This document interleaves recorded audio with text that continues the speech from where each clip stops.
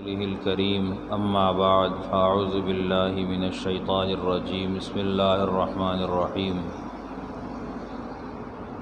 سیرت النبی صلی اللہ علیہ وسلم میں گزشتہ درس میں ہم نے بات کی تھی حلف الفضول کے بارے میں کہ یہ حلف فضل ابن فضالہ، فضل ابن وداعہ اور فضیل ابن حارث لوگوں کی تحریک پر اس بات پر منعقد کیا گیا تھا کہ مکہ مکرمہ میں انسداد دہشت گردی کا عمل مکمل طور پر مضبوط کر دیا جائے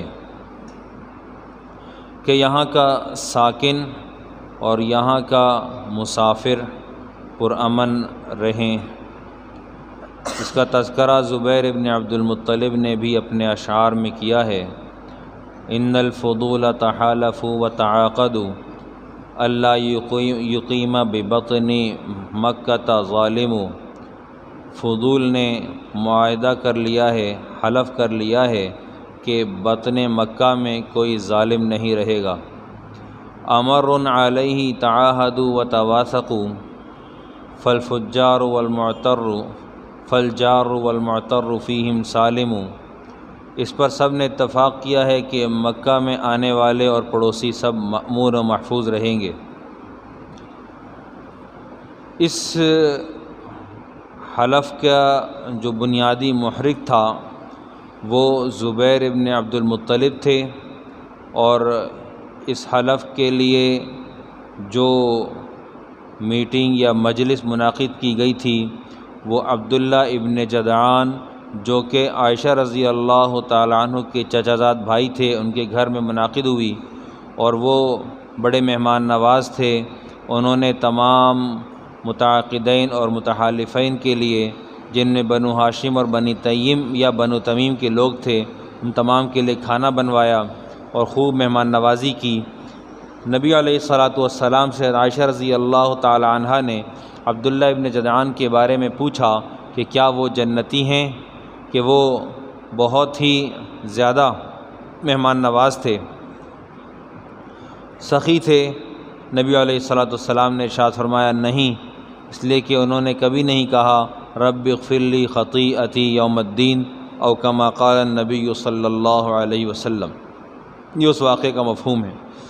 نبی علیہ الصلاۃ والسلام اپنی بعثت نبوت سے پہلے ہی نہایت ہی امین واقع ہوئے تھے۔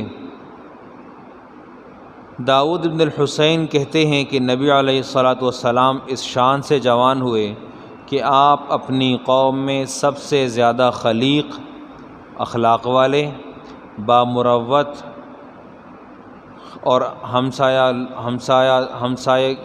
ہمسایہ داروں کے خبرگیر اور حلیم و بردبار تھے۔ اسی وجہ سے قوم نے آپ صلی اللہ علیہ وسلم نے آپ کو امین کا خطاب دیا۔ عبداللہ ابن ابی الحمصا رضی اللہ تعالیٰ عنہ زمانہ جاہلیت میں نبی کریم صلی اللہ علیہ وسلم کے ساتھ کسی طرح کا کوئی خرید و فروخت کا معاملہ کر بیٹھے تو نبی علیہ الصلاۃ والسلام سے کہنے لگے کہ میرے پاس جو آپ کو دینے کے لیے سمن ہے اس میں کچھ کمی ہے، گھر جا کر لے کر آتا ہوں۔ گھر گئے، وہاں جا کر بھول گئے۔ 3 دن بعد یاد آیا تو واپس تشریف لائے، آ کر دیکھا کہ پیارے پیغمبر صلی اللہ علیہ وسلم اسی وعدہ گاہ پر منتظر ہیں۔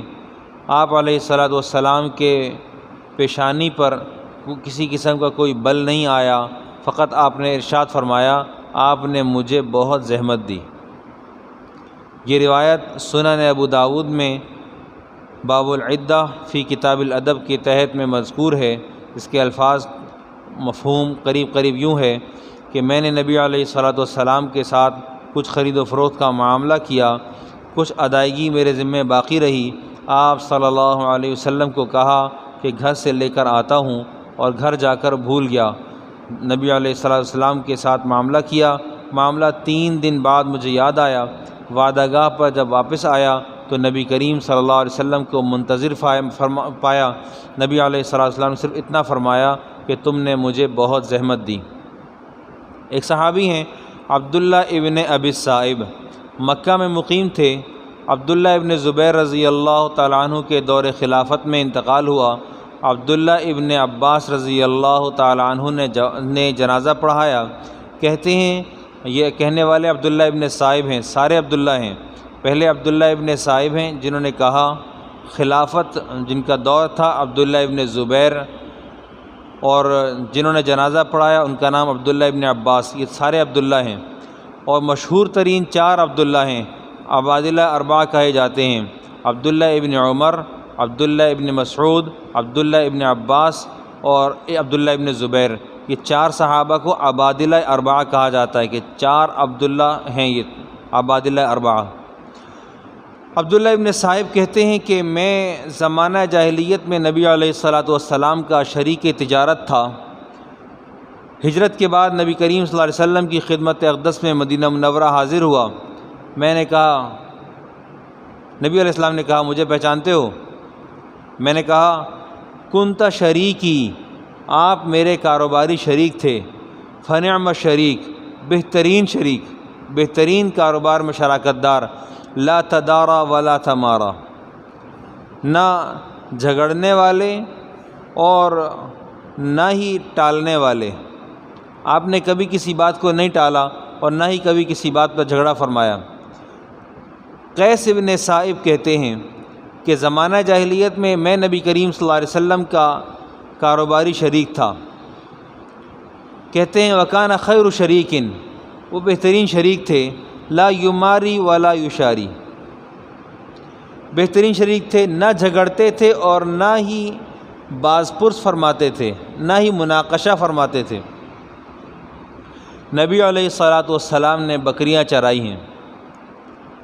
عبداللہ ابن جابر کہتے ہیں ایک تو نبی علیہ السلام کا بچپن ہے جب آپ نے بکریاں چرائی ہیں، وہ شمار نہیں ہوگا، اس لیے کہ آپ حلیمہ سعدیہ کے بچوں کے ساتھ، اپنے رضاعی بہن بھائیوں کے ساتھ تشریف لے جاتے تھے، تو اس وقت میں آپ کا بکریاں چرانا ایک شغل کے طور پر نہیں تھا۔ وہ آپ کا سفر، وہ وقت آپ کا وہ بچپنا تھا، کوئی ذمہ داری سر پر نہیں تھی۔ یہاں ذمہ داری تھی جب کہ آپ علیہ السلام بڑے ہوئے۔ جابر بن عبداللہ کہتے ہیں کہ ہم مرہ زہران کے علاقے میں نبی علیہ السلام کے ساتھ تھے اور پیلو کے درخت سے دانے چن رہے تھے، تو نبی علیہ السلام نے کہا کہ سیاہ دانے چنو، اس میں ذرا ذائقہ زیادہ ہوتا ہے۔ تو ہم نے سوال کیا کہ کیا آپ نے بکریاں چرائی ہیں؟ آپ علیہ السلام نے بکریاں چرائی ہیں، کہ یہ باتیں تو بکریاں چرانے والوں کو پتہ ہوتی ہیں، آپ نے بکریاں چرائی ہیں؟ نبی علیہ السلام نے فرمایا کہ زمین پر کوئی نبی ایسا نہیں آیا جس نے بکریاں نہ چرائی ہوں۔ ابو ہریرہ رضی اللہ تعالیٰ عنہ سے مروی ہے، فرماتے ہیں کہ نبی علیہ السلام نے فرمایا ایسا نہیں ہوا کہ کسی نبی نے زمین سے بکریاں نہ چرائی ہوں۔ میں نے عرض کیا آپ نے بھی بکریاں چرائی ہیں؟ میں نے عرض کیا، ابو ہریرہ کہتے ہیں میں نے عرض کیا یا رسول اللہ کیا آپ نے بھی بکریاں چرائی ہیں؟ آپ نے فرمایا اہل مکہ کی بکریاں میں نے چند قیرات کے بدلے میں چرائی ہیں، چند قیرات کے بدلے میں چرائی ہیں۔ یہ روایت کتاب الاجارہ بخاری شریف کے اندر مروی ہے۔ وہاں پر بعض متکلمین نے کلام کیا ہے کہ یہ قیرات نہیں ہے، یہ لفظ قراریت ہے جو روایت کے اندر واقع ہے۔ قراریت یہ جگہ کا نام ہے، اس لیے کہ شان نبوت کے خلاف ہے کہ قیرات یعنی مال و زر لے کر وہ بکریاں چرائیں۔ تو ہم نے اس کا جواب دیا ہے کہ معاش میں مشغول ہونا، کسب معاش میں مشغول ہونا، یہ انبیاء کے شایان شان رہا ہے، نہ کہ شایان شان یا کہ نہ کہ آپ علیہ الصلوۃ والسلام یا دیگر انبیاء کرام کے شان کے خلاف رہا، ایسا نہیں ہے، انبیاء کے شایان شان رہا ہے، اس لیے کہ ہم سابق میں انبیاء علیہم الصلوات و تسلیمات کو دیکھتے ہیں کہ وہ تمام کے تمام کہیں نہ کہیں کوئی نہ کوئی روزگار رکھتے تھے، جیسا کہ قرآن پاک میں ہے وَأَلَنَّا لَهُ الْحَدِيدَ، داؤد علیہ الصلوۃ والسلام کو اللہ سبحانہ و تعالیٰ نے لوہے پر ان کو سلطنت عطا فرمائی تھی، لوہا ان کے لیے نرم تھا، تو ظاہر ہے کہ وہ لوہے سے کوئی کام کرتے تھے، وہ اس سے کچھ بناتے تھے۔ یہ دلیل ہے اس بات کی کہ اللہ سبحانہ و تعالیٰ کے تمام انبیاء کرام علیہم الصلوات و تسلیمات کے لیے شغل معاش میں مصروف ہونا یہ اس بات کے خلاف ہرگز نہیں ہے کہ ان کے لیے کسب معاش حرام تھا اور وہ لوگ، بلکہ قرآن پاک میں ایک آیت اور بھی ہے، وہ یہ کہتی ہے ما لہذا الرسول یأکل الطعام ویمشی فی الاسواق، اس رسول کو کیا ہوا، یہ کھاتے بھی ہیں اور بازاروں میں چلتے بھی ہیں۔ تو یہ دلیل ہے اس بات کی کہ انبیاء علیہم الصلوات و تسلیمات نے اپنے لیے مستقل روزگار اپنایا ہے، اور نبی علیہ الصلوۃ والسلام نے نبوت سے پہلے بکریاں بھی چرائی ہیں، آپ علیہ الصلوۃ والسلام نے تجارت بھی کی ہے، آپ علیہ الصلوۃ والسلام نے تجارت کی غرض سے سفر بھی فرمایا ہے، اور اس پر دلیل حضرت خدیجہ رضی اللہ تعالیٰ عنہ کا مال مبارک لے کر آپ علیہ الصلوۃ والسلام نے سفر فرمایا، اور اس سفر تجارت میں بہترین نفع ہوا۔ اس کے بعد نبی علیہ الصلوۃ والسلام کا نکاح حضرت خدیجہ رضی اللہ تعالیٰ عنہ سے منعقد ہوا۔ اللہ سبحانہ و تعالیٰ سیرت پر گفتگو کرنے کی توفیق عطا فرمائے۔ وآخر دعوانا الحمد للہ رب العالمین۔